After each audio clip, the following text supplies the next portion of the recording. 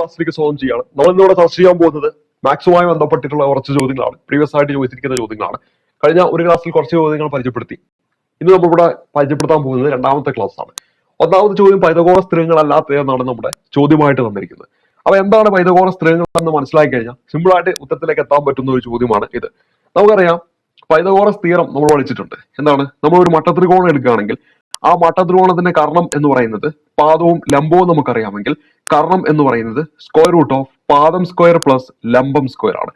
ഇതാണ് എന്തെന്ന് പറയുന്നത് പൈതഗോറസ് തിയറം എന്ന് പറയുന്നത്. ഈ ഒരു തിയറം ഫോളോ ചെയ്യുകയാണെങ്കിൽ അതിനെ നമുക്ക് പൈതഗോറസ് സ്ഥിരങ്ങൾ എന്ന് നമുക്ക് പറയാനായിട്ട് പറ്റും. അപ്പോൾ ഇവിടെ നമ്മൾ നോക്കുക 8, 7, 3 എന്ന് പറയുന്ന ഓരോ ഓപ്ഷനും നമ്മൾ ചെക്ക് ചെയ്യുക. എന്നിട്ട് നമ്മൾ എന്ത് ചെയ്യണം? തന്നിരിക്കുന്ന ഓപ്ഷനിൽ പൈതഗോറസ് സ്ഥിരങ്ങൾ അല്ലാത്തതാണ് നമ്മളോട് കണ്ടുപിടിക്കാനായിട്ട് പറഞ്ഞിരിക്കുന്നത്. ചോദ്യം ചെയ്തു വരുമ്പോൾ നിങ്ങൾക്ക് അത് മനസ്സിലാവുന്നതാണ്. അപ്പോൾ ഇവിടെ ഒന്നാമത്തെ ഓപ്ഷൻ ഞാൻ എടുക്കുകയാണ്. 8, 7, 3 എന്നതാണ് ഓപ്ഷൻ എയിൽ കൊടുത്തിരിക്കുന്നത്.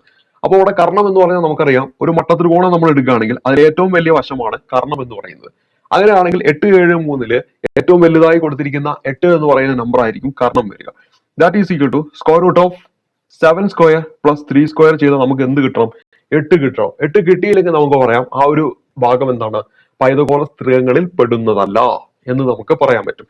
7 സ്ക്വയർ എന്ന് പറഞ്ഞാൽ നമുക്ക് ഇവിടെ 49 കിട്ടും. 3 സ്ക്വയർ എന്ന് പറയുന്നത് നമുക്ക് ഇവിടെ 9 കിട്ടും. ഇത് ചെയ്താൽ നമുക്ക് റൂട്ട് ഓഫ് 58 എന്നാണ് വരിക. 58 ഒരു കാരണവശാലും എന്ത് വരില്ല? 8 എന്ന് പറയുന്ന നമ്പറിലേക്ക് എത്തില്ല. കാരണം സ്ക്വയർ റൂട്ട് ഓഫ് 64 ആണ് 8 എന്ന് പറയുന്നത്. അപ്പോൾ നമുക്ക് പറയാൻ പറ്റും ഓപ്ഷൻ എ ആണ് നമ്മുടെ ഉത്തരം എന്ന്. കാരണം എന്താണ്? നമുക്ക് ഈ പറയുന്ന ആ ഒരു തിയറം, അതായത് കർണം is equal to square root of പാദം സ്ക്വയർ പ്ലസ് ലംബം സ്ക്വയർ എന്ന് പറയുന്ന ഇക്വേഷൻ ഫോളോ ചെയ്തിട്ടില്ല. അതുകൊണ്ട് ഇത് എന്തിൽ ഉൾപ്പെടുന്നില്ല? പൈതഗോറസ് സ്ഥിരങ്ങൾ എന്നതിൽ ഉൾപ്പെടുന്നില്ല. അപ്പൊ നമുക്ക് ഇത് മനസ്സിലാക്കാൻ വേണ്ടിയിട്ട് നമ്മൾ ഉത്തരം ഇപ്പൊ കിട്ടിക്കഴിഞ്ഞു. ഓപ്ഷൻ എ ആണ് നമ്മൾ ഉത്തരമായിട്ട് വരിക. മനസ്സിലാക്കാൻ വേണ്ടിയിട്ട് ഓപ്ഷൻ ബിയും കൂടി ഒന്ന് എടുക്കുകയാണ്. 3, 4, 5 എന്ന് പറയുന്ന 3 നമ്പറിൽ ഏറ്റവും വലുത് എന്ന് പറയുന്നത് കർണമാണ്. That is equal to square root of പാദത്തിന്റെ സ്ക്വയർ 3 സ്ക്വയർ ആണ്. 3 സ്ക്വയർ പ്ലസ് 4 സ്ക്വയർ. അതായത് നമുക്ക് ഇവിടെ പറയാൻ പറ്റും 9 പ്ലസ് 16 എന്ന് പറയാം. 9 പ്ലസ് 16 എന്ന് പറയുമ്പോൾ സ്ക്വയർ റൂട്ട് ഓഫ് 25 ആണ്. അത് നമുക്ക് എന്തെന്ന് കിട്ടും? 5 എന്ന് കിട്ടും. അപ്പൊ അവിടെ എന്താണ്? ബി എന്ന് പറയുന്നത് പൈതഗോറസ് സ്ഥിരങ്ങൾക്ക് ഉദാഹരണമാണ് എന്ന് നമുക്ക് പറയാൻ പറ്റും. ഇനി നമുക്ക് അടുത്ത ഓപ്ഷൻ കൂടി ഒന്ന് എടുക്കാം. അതായത് ഇവിടെ വലുത് 13 ആണ്. അപ്പൊ 13 ആണ് നമ്മളിവിടെ കർണമായിട്ട് എടുക്കുന്നത്. അങ്ങനെയാണെങ്കിൽ 12 സ്ക്വയർ പ്ലസ് 5 സ്ക്വയർ എന്ന് വരും. അതായത് 12 സ്ക്വയർ എന്ന് പറയുമ്പോൾ 144, 5 സ്ക്വയർ എന്ന് പറയുമ്പോൾ 25. ഇത് ചെയ്ത് കഴിഞ്ഞാൽ നമുക്ക് 169, സ്ക്വയർ റൂട്ട് ഓഫ് 169. അത് നമുക്ക് എന്താണെന്ന് അറിയാം? 13 ആണെന്ന് അറിയാം. അപ്പോൾ ഇവിടെ തന്നിരിക്കുന്ന ഓപ്ഷൻ സിയും എന്താണ്? പൈതഗോറസ് സ്ഥിരങ്ങൾക്ക് ഉദാഹരണമാണ് എന്ന് നമുക്ക് പറയാനായിട്ട് പറ്റും. ഇനി നമുക്ക് ഓപ്ഷൻ ഡിയും കൂടെ ഒന്ന് എടുക്കാം മനസ്സിലാക്കാൻ വേണ്ടിയിട്ട്. അപ്പൊ അവിടെ നമ്മൾ 25 എടുത്തിരിക്കുന്നു. സ്ക്വയർ റൂട്ട് ഓഫ് 7 സ്ക്വയർ എന്ന് പറയുമ്പോൾ 49. 24 സ്ക്വയർ എടുത്താൽ എന്ത് കിട്ടും? 576 കിട്ടും. ഇത് നമ്മൾ ചെയ്ത സ്ക്വയർ റൂട്ട് ഓഫ് 625 ആണ്. സ്ക്വയർ റൂട്ട് ഓഫ് 625 എന്തുവാ? 25 ആണെന്ന് നമുക്കറിയാം. അങ്ങനെയാണെങ്കിൽ ഓപ്ഷൻ ഡി എന്താണ്? പൈതഗോറസ് സ്ഥിരങ്ങളാണ്. നമ്മളോട് ചോദിച്ചിരിക്കുന്നത് എന്താ? പൈതഗോറസ് സ്ഥിരങ്ങൾ അല്ലാത്തത് ഏതെന്നാണ് നമ്മളോട് ചോദിച്ചിരിക്കുന്നത്. അപ്പോൾ അവിടെ ഉത്തരമായിട്ട് വരേണ്ടത് ഓപ്ഷൻ എ ആണ് നമ്മുടെ ഉത്തരമായിട്ട് വരേണ്ടത്. ഇനി അടുത്ത ചോദ്യത്തിലേക്ക് വരാം. 5 + 2 × 3 - 1/2 × 6 എന്നാണ് നമ്മുടെ ചോദ്യം തന്നിരിക്കുന്നത്. ഇത് ചെയ്ത് കഴിഞ്ഞാൽ നമുക്ക് എന്ത് കിട്ടുമെന്നാണ് ചോദ്യം. 5 + 2 × 3 - 1/2 × 6 എന്നാണ് നമ്മുടെ ചോദ്യം. ഇവിടെ നമ്മൾ കൃത്യമായിട്ട് ബോട്ട്മാസ് എന്ന് പറയുന്നത് ഫോളോ ചെയ്തിട്ട് വേണം നമ്മൾ ചെയ്യാനായിട്ട്. ഇല്ലെങ്കിൽ ചിലപ്പോൾ നമുക്ക് ഇത് തെറ്റിപ്പോവാം. നമ്മളെ ചോദ്യത്തിലേക്ക് നോക്കുമ്പോൾ അഡീഷനും ഉണ്ട്, സബ്സ്ട്രാക്ഷനും ഉണ്ട്, മൾട്ടിപ്ലിക്കേഷനും ഉണ്ട്. Subtraction, addition, multiplication. First priority അവിടെ കൊടുക്കണം. മൾട്ടിപ്ലിക്കേഷൻ ഉള്ള ഭാഗത്തിന് വേണം ആദ്യ പ്രയോറിറ്റി കൊടുക്കുക. അതിനാണെങ്കിൽ 2 × 3 നമ്മൾ ആദ്യം ചെയ്യണം. അവിടെ 6 കിട്ടി. 1/2 × 6 ചെയ്താൽ എന്ത് ചെയ്യും? ഇതിങ്ങനെ വെട്ടിക്കഴിഞ്ഞാൽ ഇവിടെ 3 വരും. അപ്പൊ 3 വരും. ഇനി മൈനസ് ഇവിടെ വരും, ഇവിടെ പ്ലസ് വരും, 5 വരും. 5 + 6 - 3 അത് നമ്മൾ അങ്ങനെ ഡയറക്റ്റ് ചെയ്ത് പോയാൽ മതി. 5 + 6 എന്ന് പറയുമ്പോൾ 11 കിട്ടും. 11നോട് 3 കുറച്ചാൽ നമുക്ക് എന്ത് കിട്ടും? നമുക്ക് അവിടെ 8 എന്നാണ് കിട്ടുക. അപ്പൊ ഇവിടെ 8 എന്ന് പറയുന്ന ഓപ്ഷൻ ബി ആണ് നമ്മുടെ ഉത്തരമായിട്ട് വരേണ്ടത്. സിമ്പിൾ ആയിട്ടുള്ള ചോദ്യമാണ്. പക്ഷെ ശ്രദ്ധിച്ച് ചെയ്തില്ലെങ്കിൽ ചിലപ്പോൾ ഉത്തരം തെറ്റാനുള്ള സാധ്യതയുള്ള ഒരു ചോദ്യം കൂടിയാണ് അത്. ഇനി 83ാമത്തെ ചോദ്യമാണ്. അത് ഫൈനൽ ആൻസർ കീയിൽ ഡിലീറ്റ് ആക്കിയ ചോദ്യമാണ്. അടുത്ത് താഴെ തന്നിരിക്കുന്നതിൽ വലിയ സംഖ്യ ഏത് എന്നാണ് നമ്മുടെ അടുത്ത ചോദ്യമായിട്ട് തന്നിരിക്കുന്നത്. 5/3, 13/11, 113/111, 17/5 എന്നിങ്ങനെ 4 ഫ്രാക്ഷൻ കൊടുത്തിട്ടുണ്ട്. ഇതിൽ വലുത് ഏതെന്നാണ് നമ്മുടെ ചോദ്യമായിട്ട് തന്നിരിക്കുന്നത്. അല്ലെങ്കിൽ നിങ്ങൾക്ക് 5/3 ഡിവിഷൻ ചെയ്തിട്ട് വാല്യൂ കണ്ടുപിടിച്ചിട്ട് വേണമെങ്കിൽ അതിൽ ഏതാണ് വലുത് എന്ന് നമുക്ക് കണ്ടുപിടിക്കാനായിട്ട് പറ്റും. ഞാൻ അവിടെ ചെയ്യാൻ പോകുന്ന ഒരു കമ്പാരിസൺ മെത്തേഡാണ്. ഈ ഒരു മെത്തേഡിലൂടെ പോവുകയാണെങ്കിൽ കുറച്ചും കൂടെ എളുപ്പത്തിൽ നിങ്ങൾക്ക് എന്ത് ചെയ്യാൻ പറ്റും? ഉത്തരത്തിലേക്ക് എത്താനായിട്ട് പറ്റും. അപ്പോൾ നമ്മൾ ആദ്യം ചെയ്യേണ്ടത് ഈ തന്നിരിക്കുന്ന 4 ഓപ്ഷനിൽ ഏതെങ്കിലും 2 ഓപ്ഷൻ നമ്മൾ പിക്ക് ചെയ്യുക. ഞാനിപ്പോൾ എയും ബിയും പിക്ക് ചെയ്തിരിക്കുന്നു. അപ്പോൾ ഇവിടെ 5/3 എടുത്തു, അതുപോലെ തന്നെ 13/11 എടുത്തു. അതിനുശേഷം ശ്രദ്ധയോടെ ഇരിക്കുക. ഇത് നേരെ ഇങ്ങോട്ട് ഗുണിക്കുക. അപ്പൊ ഇവിടെ 11 ഇൻറ്റു 5 ചെയ്താൽ നമുക്ക് എന്ത് കിട്ടും? 55. അത് ഇതിന്റെ മുകളിലേക്ക് വെക്കുക. ഇനി 3 ഇൻറ്റു 13 ചെയ്താൽ നമുക്ക് ഇവിടെ 39 കിട്ടും. നമ്മളോട് പരീക്ഷയ്ക്ക് പറഞ്ഞിരിക്കുന്നത് വലിയ സംഖ്യ കണ്ടുപിടിക്കാനാണ്. അപ്പൊ ഇവിടെ 5/3 13/11 നമ്മൾ എടുക്കുമ്പോൾ അതിൽ വലുത് ഏതാണെന്ന് എങ്ങനെ മനസ്സിലാക്കാന്ന് വെച്ചാൽ, ഇവിടെ ഇപ്പൊ 55 വലുത്. അപ്പൊ അതിന്റെ താഴെയുള്ള 5/3 ആണ് ഇപ്പോൾ ഇവിടെ വലുതായിട്ട് വരുന്നത്. അപ്പൊ നമ്മുടെ കൈവശം ഇപ്പോൾ 5/3 ആണ് വലുതായിട്ടുള്ളത്. അപ്പൊ ഇവിടെ നമുക്ക് ഈ 13/11 ഡിലീറ്റ് ആക്കാം. ഇനി അടുത്ത സ്റ്റെപ്പിൽ എയും ഡിയും കൂടെ എടുക്കുകയാണ്. ചെറുത് രണ്ടും കൂടെ കമ്പയർ ചെയ്യാനായിട്ട് പോവാണ്. അപ്പൊ അവിടെ 5/3 എടുത്തു, 70/5 എടുത്തു. അപ്പൊ 5 ഇൻറ്റു 5 25. ഇവിടെ നമ്മൾ ചെയ്യുകയാണെങ്കിൽ 3 ഇൻറ്റു 17 51. ഇപ്പൊ വലുത് 51 അല്ലേ? അപ്പൊ അതിന് തൊട്ട് താഴെ വരുന്ന 17/5 ആണ് 5/3 വലുത് എന്ന് പറയാം. അപ്പൊ 5/3 നമ്മൾ ഡിലീറ്റ് ആക്കി. അപ്പൊ ഇനി നമ്മുടെ കൈവശം ഉള്ളത് ഏതൊക്കെയാണ്? 113/111 അതുപോലെ 17/5 ആണ്. 130/111 17/5 ഇത് ഇങ്ങോട്ട് ഗുണിക്കുക. അപ്പൊ ഇവിടെ നമുക്ക് 13 15 6 5 565 കിട്ടും. ഇത് ഗുണിക്കാനൊന്നും നിൽക്കരുത്, കാരണം നമുക്കറിയാം 111 ഇൻറ്റു 10 ചെയ്താൽ തന്നെ നമുക്ക് എത്ര കിട്ടും? 1000 മുകളിലോട്ട് പോകും അല്ലെ? 1110 എന്ന് നമുക്ക് കിട്ടും. അപ്പൊ തന്നെ നമുക്ക് പറയാൻ പറ്റും 565 വലുതാണ്. അപ്പൊ നമുക്ക് പറയാൻ പറ്റും എന്താണ്? ഈ 17/5 ആണ് ഇവിടെ ഏറ്റവും വലുതായിട്ട് വരുന്നത്. ഓപ്ഷൻ ഡി ആണ് നമ്മുടെ ഉത്തരമായിട്ട് വരിക. ഇത് നാളെ ഒരു പരീക്ഷയ്ക്ക് താഴെ തന്നിരിക്കുന്നതിൽ ചെറിയ സംഖ്യ ഏത് എന്ന് ചോദിച്ചാലോ, നമ്മളിപ്പോ തുടക്കത്തിൽ വലുതെടുത്തില്ല, അതിന് പകരമായിട്ട് എന്ത് ചെയ്താൽ മതി? ചെറുതെടുത്ത് ഏറ്റവും ചെറുതിലേക്ക് എത്തിച്ചേർന്നാൽ മതി. അപ്പൊ ആ ഒരു രീതിയിൽ നമുക്ക് എന്ത് ചെയ്യാൻ പറ്റും? സിമ്പിൾ ആയിട്ട് ഇത്തരത്തിലുള്ള ചോദ്യങ്ങൾ നമുക്ക് ചെയ്യാനായിട്ട് പറ്റും. ഈ ഒരു ചോദ്യം വേണമെങ്കിൽ പരീക്ഷയ്ക്ക് ചിലപ്പോൾ അസെൻഡിങ് ഓർഡറിൽ ഇത് അടയാളപ്പെടുത്തി കഴിഞ്ഞാൽ നടുക്ക് വരുന്ന നമ്പർ ഏതാണ്, അല്ലെങ്കിൽ അസെൻഡിങ് ഓർഡറിൽ അടയാളപ്പെടുത്തി കഴിഞ്ഞാൽ തന്നിരിക്കുന്ന ഓപ്ഷൻ ശരിയായിട്ടുള്ളത് ഏത്, അല്ലെങ്കിൽ ഡിസെൻഡിങ് ഓർഡറിൽ അടയാളപ്പെടുത്തി കഴിഞ്ഞാൽ തന്നിരിക്കുന്ന ഓപ്ഷൻ ശരിയായത് ഏത്, അങ്ങനെയൊക്കെ ചോദിക്കുന്ന സമയത്ത് നമ്മൾ ഈ ഒരു രീതി ഫോളോ ചെയ്യുകയാണെങ്കിൽ സിമ്പിൾ ആയിട്ട് നമുക്ക് അതിന്റെ ഉത്തരത്തിലേക്ക് എത്താൻ പറ്റും. അപ്പൊ ഇത് നിങ്ങൾക്ക് അറിയില്ലെങ്കിൽ എന്ത് ചെയ്യണം? സാധാരണ നമ്മൾ പറഞ്ഞ പോലെ 5/3 ഡിവൈഡ് ചെയ്യുക, അപ്പൊ നമുക്ക് കിട്ടുന്ന നമ്പർ, അതുപോലെ 13/11 ഡിവൈഡ് ചെയ്യുക, അപ്പൊ കിട്ടുന്ന നമ്പർ, ഇതൊക്കെ അങ്ങോട്ട് കമ്പയർ ചെയ്ത് അതിൽ ഏറ്റവും വലുത് ഏതാണോ അതായിരിക്കും നമ്മുടെ ഉത്തരമായിട്ട് വരും. പക്ഷെ അതിനേക്കാൾ എളുപ്പം എന്താണ്? ഈ പറഞ്ഞ മെത്തേഡ് തന്നെയാണ്. ഇനി അടുത്ത ചോദ്യം 1.1 ഇൻറ്റു 1.11 വില കാണുക. അപ്പൊ നമ്മൾ ആദ്യം ആ പോയിന്റ് ഒക്കെ അങ്ങോട്ട് ഒഴിവാക്കിയിട്ട് 11 ഇൻറ്റു 111 ചെയ്യുക. ഈ 11ന്റെ മൾട്ടിപ്ലിക്കേഷൻ വളരെ സിമ്പിൾ ആണ്. ഇവിടെ ഈ 1നെ പിടിച്ച് ഇങ്ങോട്ട് എഴുതുക. ഈ 1 കൂടെ കൂട്ടുമ്പോൾ 2 കിട്ടും. ഈ 1 കൂടെ കൂട്ടുമ്പോൾ 2 കിട്ടും. പിന്നെ ഈ 1നെ പിടിച്ച് ഇങ്ങോട്ട് എഴുതുക. ഇതാണ് നമുക്ക് 11 ഇൻറ്റു 111 ചെയ്താൽ കിട്ടുന്ന ഉത്തരം എന്ന് പറയുന്നത്. 1221 എന്ന് കിട്ടും. ഇനി മൾട്ടിപ്ലിക്കേഷന്റെ കേസിലേക്ക് വരുമ്പോൾ ഇവിടെ നോക്കുക, 1.1 ഇൻറ്റു 1.11 എന്നാണ് കൊടുത്തത്. ഇവിടെ ഈ ഒരു നമ്പർ പോയിന്റ് കഴിഞ്ഞിട്ട് എത്ര ഡിജിറ്റ് ഉണ്ട്? 1 ഡിജിറ്റ്. ഇവിടെ പോയിന്റ് കഴിഞ്ഞിട്ട് എത്രയുണ്ട്? 2 ഡിജിറ്റ്. ഇത് രണ്ടും കൂടെ കൂട്ടുമ്പോൾ എത്രയുണ്ട്?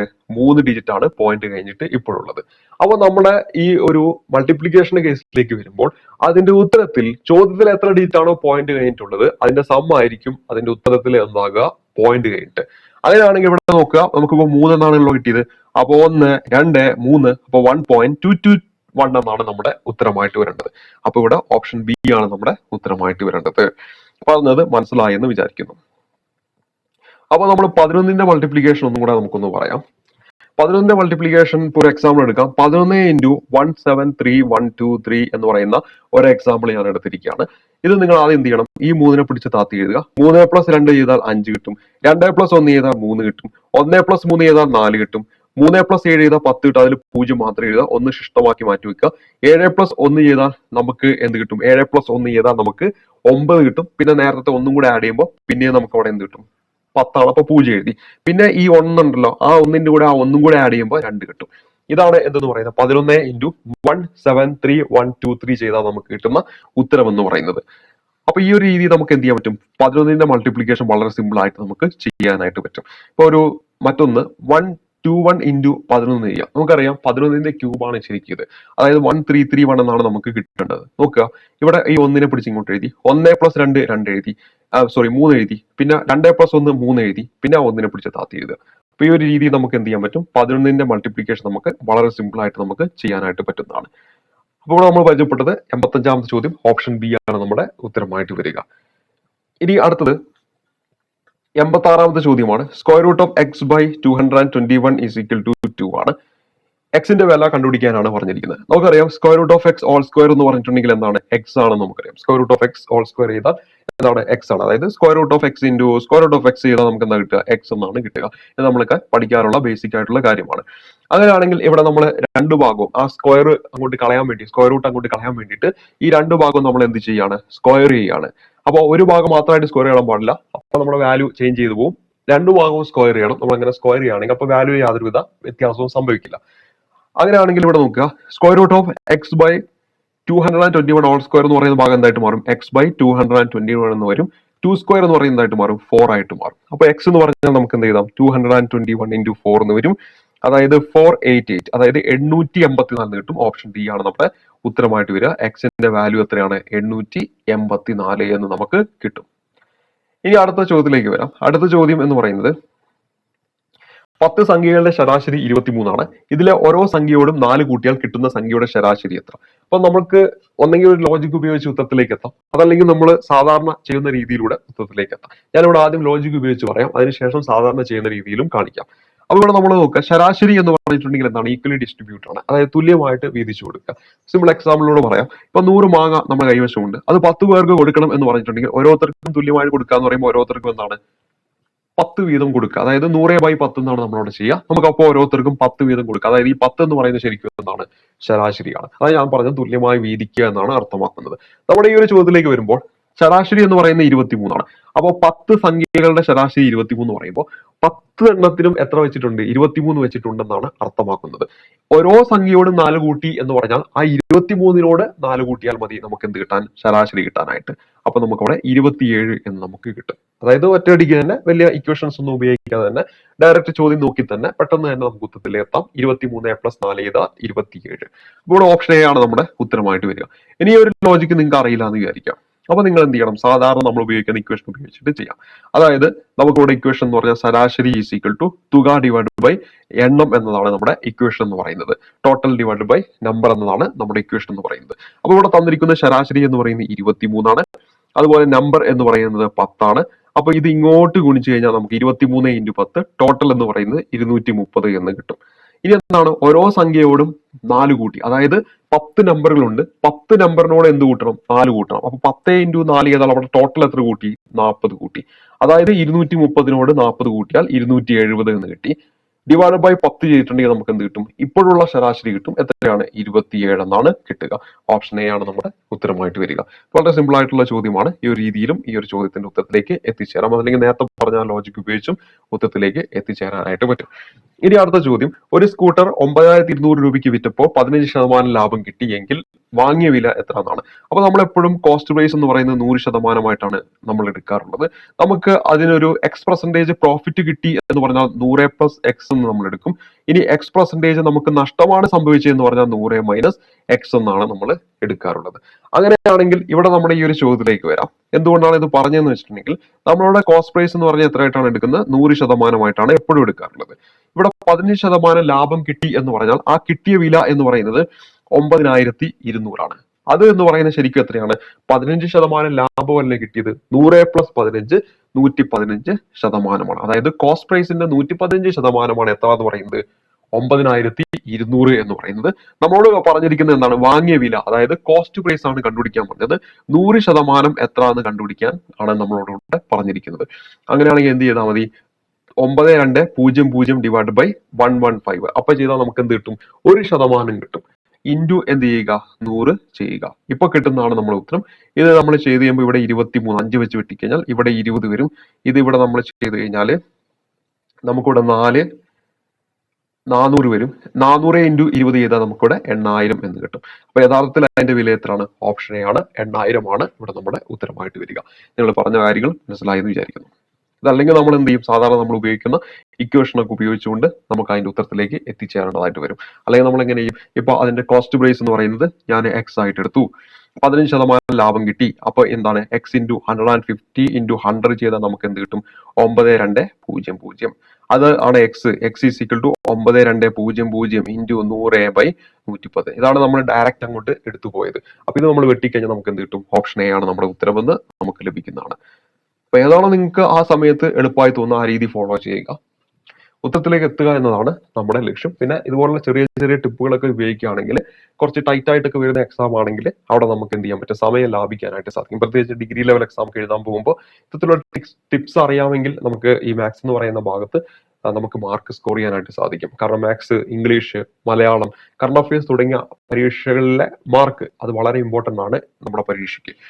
ഇനി ഒരാൾ എയിൽ നിന്ന് ബിയിലേക്ക് 60 km/h വേഗതയിലും തിരിച്ച് ബിയിൽ നിന്ന് എയിലേക്ക് 40 km/h വേഗതയിലും യാത്ര ചെയ്താൽ യാത്രയുടെ ശരാശരി വേഗത, നമ്മൾ ഉപയോഗിക്കാറുള്ള പണ്ട് മുതലേ ഉപയോഗിക്കാറുള്ള ഇക്വേഷൻ 2 × AB/A+B എന്ന് പറയുന്ന ഇക്വേഷൻ ഉപയോഗിച്ചുകൊണ്ട് ശരാശരി സ്പീഡ് നമ്മളിവിടെ കണ്ടുപിടിക്കും, ആവറേജ് സ്പീഡ് നമ്മളിവിടെ കണ്ടുപിടിക്കും. അങ്ങനെയാണെങ്കിൽ അതായത് എങ്ങനെയാണ് ഈ ഒരു ഇക്വേഷൻ നമ്മൾ ഉപയോഗിക്കുന്നത്, തുല്യ ദൂരമാണ് അങ്ങോട്ടും ഇങ്ങോട്ടും പോകുന്നതെങ്കിൽ അവിടെ നമുക്ക് എന്ത് ചെയ്യാൻ പറ്റും, ഈ ഒരു ഇക്വേഷൻ നമ്മൾ ഉപയോഗിക്കാൻ പറ്റും. ഇപ്പോൾ എയിൽ നിന്ന് ബിയിലേക്ക് 60 km/h, പിന്നെ നേരെ തിരിച്ച് ബിയിൽ നിന്ന് എയിലേക്കാണ്. അപ്പൊ തുല്യ ദൂരമാണ് ഈ രണ്ട് സമയത്ത് അവർ കവർ ചെയ്തെങ്കിൽ അവിടെ ശരാശരി കണ്ടുപിടിക്കാനുള്ള സൂത്രവാക്യാണ് 2AB/A+B എന്ന് പറയുന്നത്. തുല്യ ദൂരമായിരിക്കണം, അത് കൃത്യമായി ശ്രദ്ധിക്കുക. അപ്പൊ ഇവിടെ നോക്കുക, ഇവിടെ നമ്മൾ നോക്കുമ്പോൾ എയിൽ നിന്ന് ബിയിലേക്ക് 60 ആണ്. അപ്പൊ 2 × 60 പിന്നെ എന്താണ് 40 ഡിവൈഡ് ബൈ 60 + 40 നമുക്ക് അവിടെ എന്ത് കിട്ടും, 100 എന്ന് കിട്ടും. അപ്പൊ ഇതും വെട്ടി 6 × 4 24, 24 × 2 എന്ന് ചെയ്താൽ 48 എന്ന് കിട്ടും. ഓപ്ഷൻ ബി ആണ് നമ്മുടെ ഉത്തരമായിട്ട് വരിക. 89ാമത്തെ ചോദ്യം ഓപ്ഷൻ ബി ആണ് നമ്മുടെ ഉത്തരമായിട്ട് വരേണ്ടത്. ഇനി ഒരു ക്ലാസ്സിലെ അവസാനത്തെ ചോദ്യത്തിലേക്ക് വരാം. 2, 11, 32. അതിനുശേഷം ഇവിടെ ക്വസ്റ്റ്യൻ മാർക്ക് കൊടുത്തിട്ടുണ്ട്. അപ്പൊ ഇവിടെ 2 ഉണ്ട്, പിന്നെ 11 ഉണ്ട്, പിന്നെ ഇവിടെ 32 ഉണ്ട്. അതിനുശേഷം വരുന്ന നമ്പർ ഏതെന്നാണ് നമുക്ക് കണ്ടുപിടിക്കേണ്ടത്. ഇനി നമ്മൾ അടുത്ത ചോദ്യത്തിലേക്ക് വരാം. അടുത്ത ചോദ്യം എന്ന് പറയുന്നത് 2, 11, 32 അതിനുശേഷം വരുന്ന നമ്പർ കണ്ടുപിടിക്കാനാണ് പറഞ്ഞിരിക്കുന്നത്. അപ്പൊ എങ്ങനെയാണ് ഈ ഒരു സീരീസ് ഫോം ചെയ്തിരിക്കുന്നത് ആദ്യം മനസ്സിലാക്കുക, അതിനുശേഷം ഉത്തരത്തിലേക്ക് എത്തിച്ചേരുക. അപ്പോൾ നോക്കുക, 2, 11, 32 അതിനുശേഷം വരുന്ന നമ്പർ കണ്ടുപിടിക്കണം. ഇവിടെ ഡിഫറൻസ് 9 ആണ്. ഇവിടെയുള്ള ഡിഫറൻസ് എന്ന് പറയുന്നത് 21ന്റെ ഡിഫറൻസ് ആണ്. നോക്കുക, ഇത് 3 × 3 ആണ്, ഇത് നമുക്ക് 3 × 7 എന്ന് കിട്ടും. അതായത് ഇവിടെ നമുക്കൊരു കാര്യം മനസ്സിലാക്കാൻ പറ്റും, 3 × 3 എന്ന് പറയുന്നത്, ഈ 3 എന്ന് പറയുന്നത് എന്താണ്, ഒരു പ്രൈം നമ്പർ ആണ്. 7 എന്ന് പറയുന്നത് എന്താണ്, മറ്റൊരു പ്രൈം നമ്പർ ആണ്. ഇതിനിടയിൽ വരുന്ന ഒരു പ്രൈം നമ്പർ ഏതാണ്, 5 എന്ന് പറയുന്ന പ്രൈം നമ്പർ ആണ്. അതായത് ഒരു പ്രൈം നമ്പർ അതിനുശേഷം വരുന്ന പ്രൈം നമ്പർ എടുക്കുന്നില്ല, അതിനുശേഷം വരുന്ന പ്രൈം നമ്പർ എടുക്കുന്നു. അങ്ങനെയാണെങ്കിൽ ഇവിടെ നമുക്ക് ഈ ഒരു നമ്പർ, അതായത് ഈ ഒരു നമ്പറും നമുക്ക് കണ്ടുപിടിക്കേണ്ട നമ്പറും തമ്മിലുള്ള ഡിഫറൻസ് എന്ന് പറയുന്നത് 3 × 7 കഴിഞ്ഞാൽ വരുന്ന പ്രൈം നമ്പർ ഏതാണ്, 11 ആണ്. 11 കഴിഞ്ഞാൽ വരുന്ന പ്രൈം നമ്പർ ഏതാണ്, 13 ആണ്. അപ്പൊ അങ്ങനെയാണെങ്കിൽ ഇവിടെ നമുക്ക് 39, 39ഉം 32ഉം കൂട്ടിയാൽ കിട്ടുന്ന 71 ആണ് ഉത്തരമായിട്ട് വരിക. 71 ആണ് ഉത്തരമായിട്ട് വരിക. നമുക്ക് ഈ ഒരു പരീക്ഷ 20ഓളം മാത്സ് ചോദ്യങ്ങൾ ചോദിച്ചിട്ടുണ്ട്. അപ്പൊ അവിടെ നോക്കുക, ഈ ഒരു ചോദ്യം നമുക്ക് ചിലപ്പോൾ ആ ഒരു സമയത്ത് പെട്ടെന്ന് കിട്ടണം എന്നില്ല. അതുകൊണ്ട് ഈ ഒരു ചോദ്യം ചിലപ്പോൾ നമുക്ക് സമയം നഷ്ടപ്പെടുത്താനുള്ള ഒരു ചോദ്യമായിരിക്കും. അപ്പൊ അതുകൊണ്ട് തന്നെ അവസാനം പരീക്ഷയിലെ മറ്റു ചോദ്യങ്ങളൊക്കെ ചെയ്ത ശേഷം മാത്രം ഈ ഒരു ചോദ്യം ചെയ്യാൻ വേണ്ടിയിട്ട് എടുക്കണം. കാരണം നമുക്ക് ഈ ഒരു ലോജിക്ക് ആ ഒരു സമയത്ത് കടന്നു വരണം എന്നില്ല. അപ്പൊ അതുകൊണ്ട് എന്ത് ചെയ്യണം, ഈ ഒരു ചോദ്യം, ഇങ്ങനെയുള്ള ചോദ്യങ്ങൾക്ക് വേണ്ടി കൂടുതൽ സമയം നമ്മൾ വെക്കരുത്. ഏറ്റവും അവസാനം നമുക്ക് സമയം കിട്ടുമ്പോൾ ഈ ഒരു ചോദ്യം ചെയ്യാൻ വേണ്ടി മാറ്റി വെക്കുക. ഇല്ലെങ്കിൽ എന്ത് ചെയ്യും, ഈ ഒരു ചോദ്യം കൊണ്ട് ഒരു മാർക്കേ കിട്ടുള്ളൂ.